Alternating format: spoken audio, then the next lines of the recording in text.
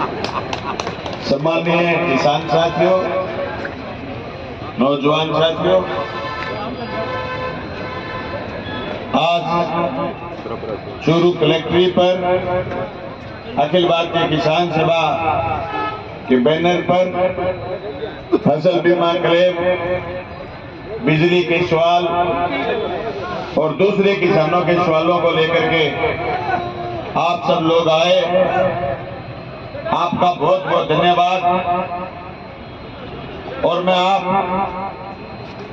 तमाम साथियों को इस बात की बधाई देना चाहता हूं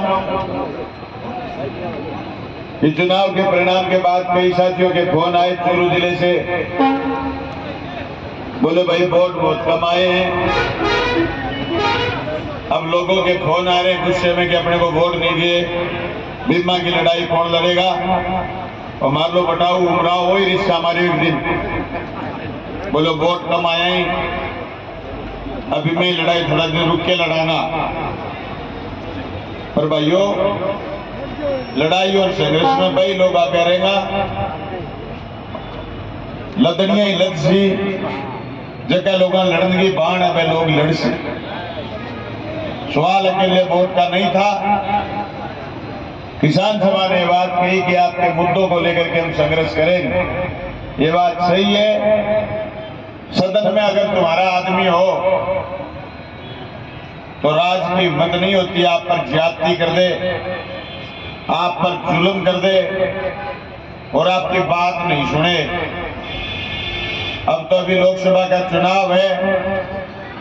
लोकसभा के चुनाव को लेकर के मौजूदा सरकार ये तनाव में है कि कल को कोई बात होगी तो कल बड़े थे आज फैल हो जाएंगे, लेकिन लोकसभा चुनाव से लेकर के अगले चुनाव तक बीच में तक छोटे चुनाव आएंगे, बड़ा चुनाव नहीं बचेगा। उसमें मजबूत संगठन की दरकार होगी, या फिर आपका आदमी किसी न किसी सदन में पहुंचे आपकी बात करे। भाइयों, मुझे याद है 2018 में दिसंबर में हम भादरा से एमएलए जीते। 2018-19 का रबी का बीमा क्लेम 248 करोड़ रुपए मेरी कॉन्स्टिट्यूंसी का बना। आज जो बीमा कंपनी कह रही है कि चने नहीं है, बिजाई नहीं है, क्योंकि सही बात कह रहे थे निर्मल, अब उनको दिख गया कि धूप पड़नी शुरू हो गई, बरसात हुई नहीं। जो चना बीजा था महीने डेढ़ महीने पहले खत्म ही हो गया। आज वो कह रहे धरती पर चना नहीं है, गिरदावरी उस समय उन्होंने करवाई नहीं। यही स्थिति थी। पर मैं राजस्थान की विधानसभा में था, मैंने कहा हमने चने बीजे और चने इतने बड़े बड़े हो गए थे जब मैं शपथ खाने आया था, अब चने बढ़ गए। तो गिरदावरी नहीं थी चने की, क्रॉप कटिंग भी हो गई और बीमा भी जोरदार आया और मेरे जिले में 450 करोड़ और मेरी कॉन्स्टिट्यूंसी में 248 करोड़ रुपए बीमा क्लेम आया। दोस्तों, 7 बीमे ऐसे जोरदार आए, 1600 करोड़ रुपए अकेला मेरी कॉन्स्टिट्यूंसी में आया और मेरे जिले में 3800 करोड़ रुपए बीमा क्लेम आया। कल मैं पल्लू था, पल्लू से लेकर के ठेठ भादरा के शेरडा तक बीमा क्लेम आया। हनुमानगढ़ जिला जो आपसे सीख करके 2012 में तारानगर के गढ़ के आगे की लड़ाई और एसडीएम कार्यालय राजगढ़ के आगे की लड़ाई को हम भादरा की सड़कों तक लेकर के गए और राजस्थान की विधानसभा तक लेकर के गए। राजस्थान की विधानसभा में मजबूती से हमने बात रखी। बीमा कंपनी के पेट में मरोड़े उठने शुरू हुए और हमारे एमपी साहब जो कभी कहते हैं कि तुमने ये नहीं करा, तुमने ये नहीं करा, मैं कहता हूं क्रॉप कटिंग पर ऑब्जेक्शन लगाने शुरू जिस दिन करे बीमा कंपनी ने, एमपी साहब की सरकार ने, भारत की सरकार ने प्रधानमंत्री फसल बीमा योजना में ये प्रावधान कर दिया कि क्रॉप कटिंग पर ऑब्जेक्शन हो गए तो फिर सैटेलाइट से आपका बीमा निर्धारण होगा। वहीं एक लाइन से हमारी मौत हो गई और बीमा कंपनी ने जगह जगह ऑब्जेक्शन लगाने शुरू कर दिए। क्या पूरे जिले में इतने ही किसान बीमित हैं जितने हम आए हैं? क्या पूरे जिले में किसान सभा की ताकत है? क्या हनुमानगढ़ पूरे जिले में भी हमारी ताकत थी? नहीं थी। हम लोग थोड़े थे, उनके पास मशीनरी दिल्ली में थी, दिल्ली से आदेश करवा लिया। उस आदेश को वापस बदलवाने के लिए हमारे दिल्ली में बैठे सांसद महोदय को प्रयास करने चाहिए थे कि आप क्रॉप कटिंग की जगह जो दूसरा शिगुफा छेड़ा है। मैंने राजस्थान की विधानसभा में बार बार ये बात उठाई कि आप सिर्फ और सिर्फ क्रॉप कटिंग एक आधार है जिसे बीमा का निर्धारण हो सकता है। उसमें हमारे पटवारी भी होते हैं, उसमें हमारे कृषि पर्यवेक्षक भी होते हैं। हम हमारे शासन के आदमियों की बात पर भरोसा करने की बजाय एक उस उपग्रह पर भरोसा कर लेंगे जो हरा तो देख सकता है लेकिन कोई फली नहीं देख सकता, कोई ये नहीं देख सकता उत्पादन कितना हो जाएगा। उस पर हम भरोसा कैसे कर सकते हैं? लेकिन वो चीज हटी नहीं, क्योंकि हटाने के लिए गंभीर ही नहीं थे। वो तो ये थे कि बलवानपुरिया ने पोस्ट डाल दी कि भादरा तहसील में इतना बीमा क्लेम आया, तो फिर बीमा कंपनी के एक एक आदमी को आपके तो थोड़े ऑब्जेक्शन लगाने की कोशिश कर रहे हैं। हमने तो क्रॉप कटिंग की बाकायदा 2021 के बाद वीडियोग्राफी, फोन से वीडियो बनाने का काम हमारे साथियों से करवाया। फसल बर्बाद होगी नेरी क्षेत्र की 2021 सावणी की। 34 पटवार मंडलों में ऑब्जेक्शन लगा। पटवारियों ने जो दिन में काम करके आते हैं वो रोजाना रोज नामचा, जैसे पुलिस भरती है वैसे पटवारी भी भरते हैं। पटवारियों ने रोज नामचे में रपट डाली कि आज बनाई गांव में गए और बनाई गांव में जाकर के हमने क्रॉप कटिंग करी और क्रॉप कटिंग में ये लोग उपस्थित थे। उस रोज नामचे पर उन्होंने बीमा कंपनी के आदमियों के हस्ताक्षर करवा लिए। वो ऑब्जेक्शन हमने 1 साल पहले सस्पेंड करा था, हटाया था। ये जो दिल्ली की आड़ देते हैं ना, राजस्थान सरकार ने दिल्ली भिजवाया कि आपके ऑब्जेक्शन गलत है, बीमा कंपनी के ऑब्जेक्शन गलत है, ये पटवारियों की रिपोर्ट है। अभी तक दिल्ली से उन 34 पटवार मंडलों का फैसला नहीं हुआ, क्योंकि दिल्ली में हमारी पैरवी बहुत कमजोर है। दिल्ली वालों राम सिंह तावड़ गोली हुए वो बिम्मे को गए कौन जाने गए बिम्मे को बै को नहीं समझे, और जे समझे तो फिर चालाक है, बदमाश है, अपन बतावे बोले। ये बात आपको स्वीकार करनी पड़ेगी और ये बात गांव की गली गली में बतानी पड़ेगी। और लड़ाई अकेली बिम्मे की नहीं, बिम्मे की लड़ाई के बाद हमारे जो किसानों के सवाल, जैसे आज साथी निर्मल कह रहे थे कि आपको तो सिर्फ लोग बीमा के लिए यूज करते हैं, नहीं, हम अकेले बीमा की लड़ाई नहीं लड़ेंगे। किसान आज आत्महत्या कर रहा है, उसकी सबसे बड़ी वजह क्या है? किसान आत्महत्या क्यों कर रहा है? खेती घाटे का सौदा क्यों है? अरे बढ़िया तो ये कहता था कि 1 का दूनी 100, यानी 1 बीज डालोगे 100 बीज पैदा हो जाएंगे, तुम कैसे मर सकते हो? आज वो किसान बर्बाद क्यों है? आज वो किसान मर क्यों रहा है? उसकी वजह हमें समझने की जरूरत पड़ेगी। खेती पर घाटा उर्वरक का, खेती पर घाटा तुलाई का, खेती पर घाटा ढुलाई का, खेती पर घाटा निराई और गुड़ाई का, खेती पर घाटा डीजल का, खेती पर घाटा उसके बाद उत्पादन होने के बाद सरकारी दाम पर तुलवाई नहीं हो, कब मूंगफली पैदा हुई। आज किसान सभा के ज्ञापन में लिखा हुआ है कि मूंगफली की खरीद की डेट बढ़ाई जाए। जो खेती का घाटा है वो इन नीतियों की वजह से है कि किसान की खेती पर जो लागत आ रही है वो लागत उत्पादन से ज्यादा है, उत्पादन के मुनाफे से ज्यादा लागत है, इसलिए खेती के घाटे का सौदा हो गई। और जिन किसानों की खेती, जिन किसानों की डिपेंडेंस, जिन किसानों की निर्भरता सिर्फ खेती पर है, उनके घर में कोई ट्रांसपोर्ट में गया, उनके घर में कोई सरकारी नौकरी में गया, उनके घर में कोई दुकानदारी है, उनके घर में कोई व्यवसाय है, या उनके घर दूसरी कोई आमदनी का साधन नहीं है, वो घर आज घाटे में है। उसकी वजह ये कि उसको स्वास्थ्य, बीमार हो गया तो खरीदना पड़ेगा, बेटे को पढ़ाना है तो फीस भरनी पड़ेगी, अगर उसको कोई भी चीज चाहिएगी सरकार की रियायती दरों की चीजें बंद होती जा रही हैं, एक एक चीज समेटती जा रही है। अरे भाइयों, थोड़े दिन पहले इलेक्शन थे, देश के माननीय प्रधानमंत्री आए, छाती ठोक के कह रहे थे कि मैं गारंटी दे के जा रहा हूं, अगर राजस्थान में भाजपा की सरकार बनी तो गुजरात और मध्य प्रदेश के बराबर डीजल के दाम हो जाएंगे।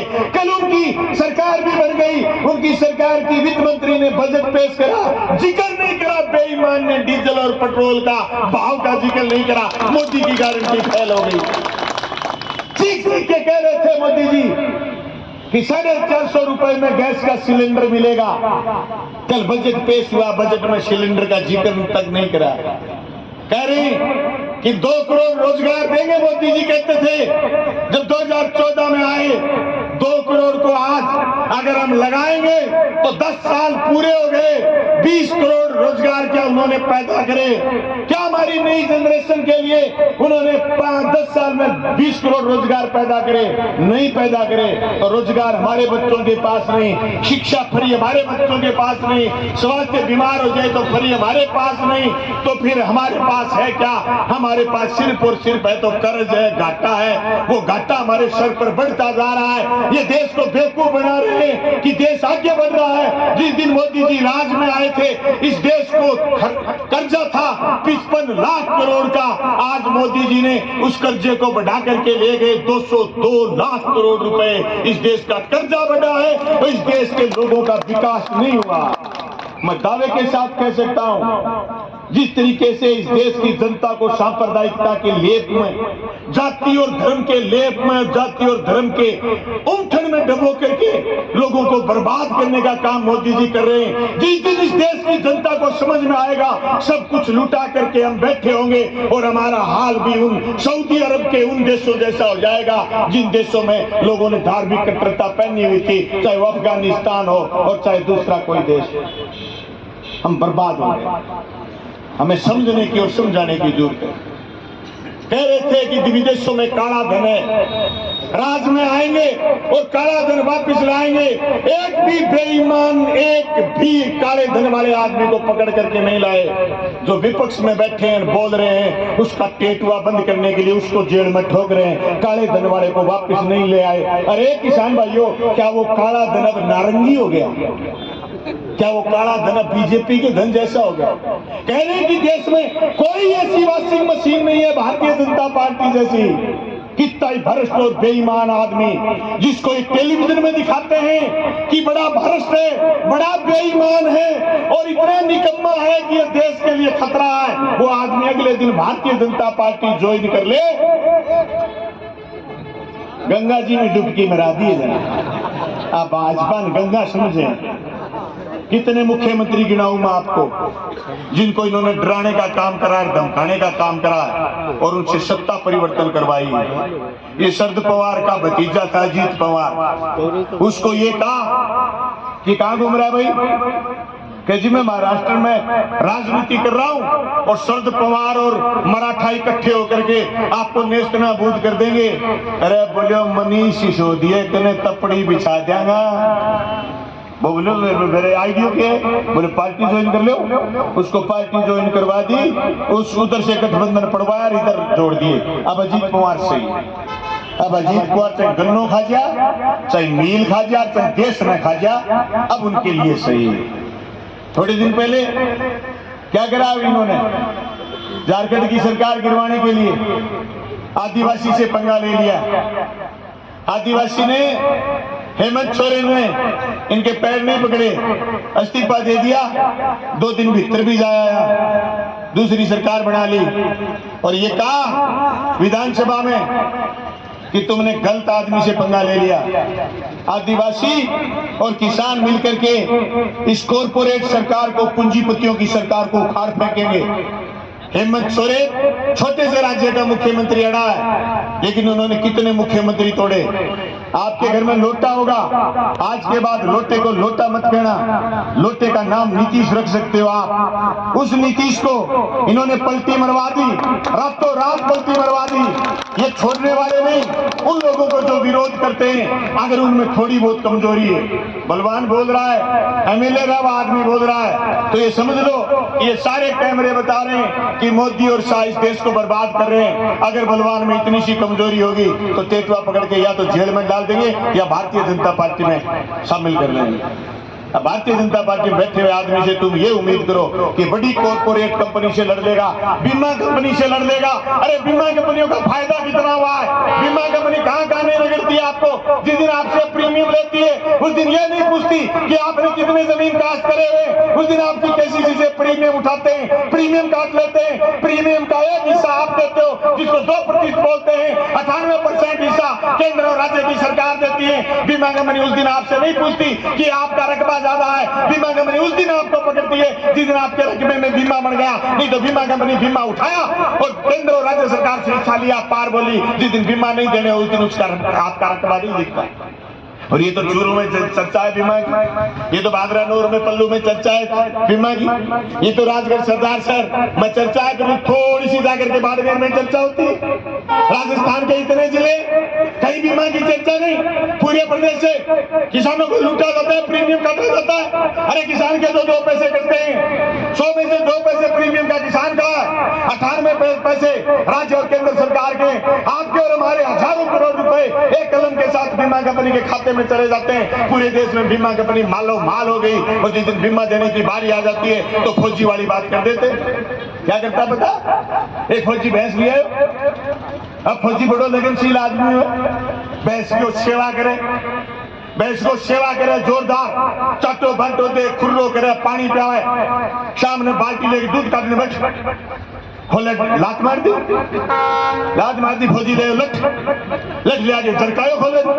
थारे मुर्गो कोई शानो आदमी इशारे करते पाओ, बोले फौजी के बात हुई? बोले बात क्या थी?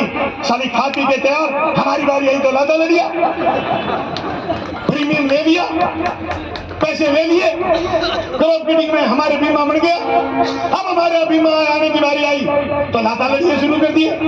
इस लाता लड़िए का एक ही प्रबंध है, एक डंडा मजबूत और उसमें किसान सभा का झंडा मजबूत, इकट्ठे होकर के चलो, बीमा कंपनी सीधी हो जाएगी, लोग सीधे हो जाएंगे। एक ही समाधान है, दूसरा कोई समाधान नहीं। दूसरा समाधान है पार्लियामेंट में, विधानसभा में, सदनों में, जिला परिषद में, पंचायत समिति में आपकी हाँ में हाँ मिलाने वाले लोग। धन्यवाद। एक सरपंच आपके बीच तो आया। आजकल तो सरपंच बिना रीड के होते जा रहे। सरपंच बनाने से पहले तो सरपंच से कितनी हाँ भरवा लो, एमएलए से कितनी हाँ भरा लो, एमएलए बनने के बाद, सरपंच बनने के बाद, एमपी बनने के बाद तब भी नहीं आते। मेरे को एक विधानसभा में आकर के एमएलए बोला कि फसल बीमा क्या है, मैं समझा।